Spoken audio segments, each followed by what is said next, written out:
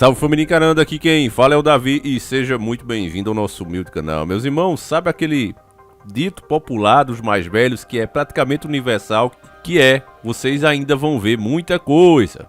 Muitos antigos dizem isso e parece que cada vez que o tempo avança, mais isso se comprova a realidade. Os sinais, meus nobres e queridos irmãos, estão aparecendo em todos os meios possíveis. E agora a dica do nosso querido irmão Silvio Omar Ramos, esse veteranaço aqui nas dicas, fala de um desses fenômenos. No nosso meio, inclusive. Um bebê que nasceu com cauda, meus irmãos. E tinha sensibilidade. É quase como se fosse um Goku da vida. Quem assistiu ou assiste um anime Dragon Ball sabe que o protagonista principal era um molequinho com uma cauda. Depois se descobre que ele era um alienígena e tal. Mas a ficção começa a se tornar realidade, meus nobres e queridos irmãos. E isso são sinais. Preste atenção na matéria, tá na UOL, para não dizer, os caras ficam inventando, escuta só. Matéria muito recente, de 29/11/2022.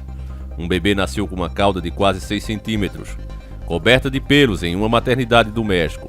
O caso foi divulgado por médicos na publicação científica Journal of Pediatrics Suggery, destacando o choque da equipe que trabalhou no parto ao ver a formação rara da recém-nascida. A mãe da criança deu à luz por uma cesárea feita no hospital Nuevo León, em Guadalupe. Tanto ela quanto o pai da menina têm idades nas faixas de 20 anos e não apresentam problemas de saúde, informaram os profissionais que estudaram o caso de anomalia pouco frequente. Ainda segundo o relatório médico, a cauda de 5,7 centímetros saía da região do cóccix da menina, era macia, coberta por pelos finos e tinha uma extremidade pontuda. A equipe que acompanha o quadro, liderada pelo Dr. Josuel Rueda, afirma que essa é a primeira ocorrência do tipo relatada no México. Logo depois de a equipe receber a anomalia da recém-nascida, os médicos passaram a fazer alguns experimentos sobre sua origem. Percebendo que a recém-nascida chorava quando a cauda era espetada por alguma agulha, indicando sensibilidade na região. Apesar disso, um raio-x feito pelos médicos não encontrou qualquer formação ou estrutura óssea fora do normal na menina. Depois de analisar 40 casos semelhantes já documentados pela ciência, a cauda foi considerada benigna, sendo composta majoritariamente de gordura e tecido. Os médicos do hospital continuaram acompanhando o quadro e fizeram uma reavaliação 2 meses após o nascimento, atestando que suas medidas e desenvolvimentos estavam dentro do esperado para a idade. Além disso, a cauda diminuiu com o crescimento do bebê, chegando apenas a 0,8 centímetros. Com a evolução e após determinar que a remoção não causaria danos à pele do paciente, os profissionais cortaram a cauda e fizeram uma cirurgia plástica de reconstrução na região, usando o tecido da própria criança. De acordo com um resumo do estudo feito pelo site científico The Science Times, a mãe da criança, que não teve identidade divulgada, teve uma gravidez tranquila e um parto na semana esperada. A garota é a segunda filha de seus pais, que já tem um menino, nascido sem nenhuma alteração. Os pesquisadores relatam que 195 casos de humanos nascidos com caudas, em geral, já foram registrados na literatura científica, com a maior delas medindo 20 centímetros.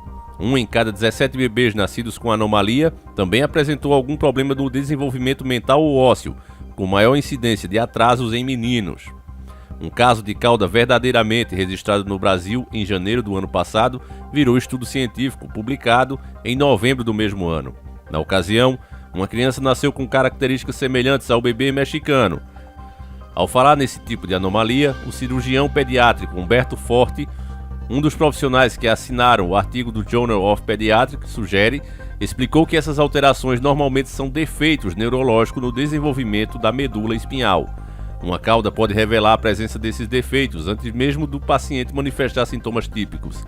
É essencial que o pediatra ou cirurgião pediátrico investigue a presença de dirafismo espinhal oculto em pacientes com suspeitas de lesões cutâneas, pois podem ser a única anomalia visível e o diagnóstico precoce pode prevenir a evolução para alterações neurológicas graves, explicou.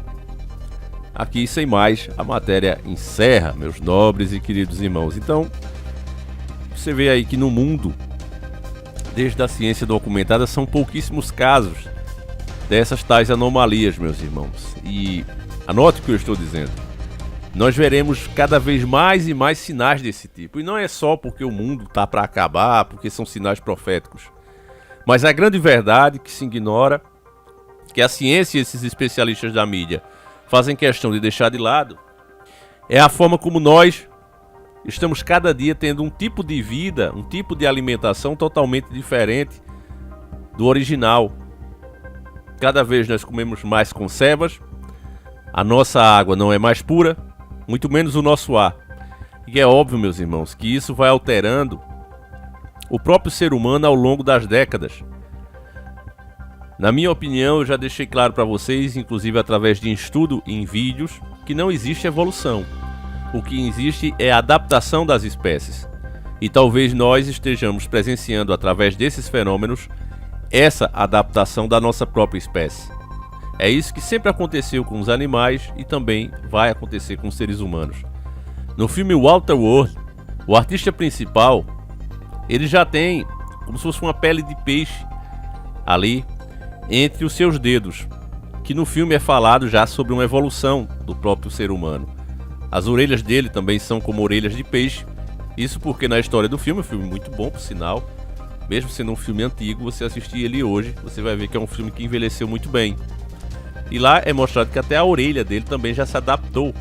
Eles falam em evolução, até porque o filme segue aquela lógica, né? Não, as Carlotas descongelaram, então a água invadiu as cidades, o mundo inteiro, as costas, e eles pensam até que não existe mais terra firme.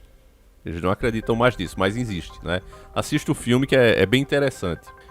E aí, se você não deixar se enganar pela própria narrativa do filme, você percebe que o que acontece com o artista não é uma evolução, ele continua sendo um ser humano normal. É uma adaptação. De tanto ele viver nas águas, de tanto ser aquela nova realidade, o corpo se adaptou. Não é uma evolução, é uma adaptação. Então, devido ao novo tipo de ar que a gente respira, devido ao novo tipo de alimento que a gente consome, a gente não percebe, mas, por exemplo, só o fato da gente tomar um simples cafezinho ali com açúcar é uma coisa que a natureza originalmente não esperava. A quantidade de açúcar que tem em uma barra de chocolate que a gente tanto gosta era uma quantidade que jamais normalmente você como ser humano teria. Por mais doce que seja uma fruta que você pega, uma jaca que seja, ela jamais vai ter a quantidade de açúcar que essa barrinha, esse biscoitinho que você pode estar comendo agora tem. Então os nossos órgãos não foram projetados para esses abusos, eles até aguentam por um tempo. Mas as consequências disso é essa velhice que se tem hoje. Como disse o Dr. Lai Ribeiro, usando as mesmas palavras dele, estamos vivendo mais por mais tempo doente. É isso que está acontecendo hoje. Quando a nossa projeção, a nossa arquitetura original era para nós vivermos até o último dia da nossa vida sem problema nenhum. Falecermos simplesmente por uma falha do órgão de estar tão velho que simplesmente parava de funcionar. Mas hoje o que se tem são as pessoas literalmente definhando e dependendo de medicamentos, muitas ainda jovens. E ninguém percebe isso. Então, meus irmãos, acredito que não é nenhum Super Saiyajin vindo pra cá que esteja nascendo aí com essas caudas, essas crianças. Mas são sinais, né, do caminhar que a humanidade vem traçando aí, vem seguindo há décadas. E as consequências começam a aparecer. Só para lembrar das histórias das antigas, né, das histórias dos nossos avós, a gente nunca pode deixar de falar das histórias lá de nós. Mas eu lembro que meus avós diziam que de vez em quando, na época deles, acontecia isso. Às vezes de uma cabra, um cabrito nascer com as feições humanas, mas eles tinham as explicações deles para isso. Geralmente isso acontecia, segundo eles, essa visão, né, do pessoal mais antigo, era que às vezes o moleque ou até o cara adulto se relacionava, né, com a cabritinha. Tem até piadas, né, sobre isso, a cabritinha e tal, né, por conta disso. O cara tava ali, pegava a cabrita e depois soltava ela com os outros cabritos. E aí o cabrito ia e acabava misturando o sêmen, né, o sêmen humano com o sêmen do cabrito, e acabava acontecendo a fecundação, e aí nascia essas anomalias genéticas, né?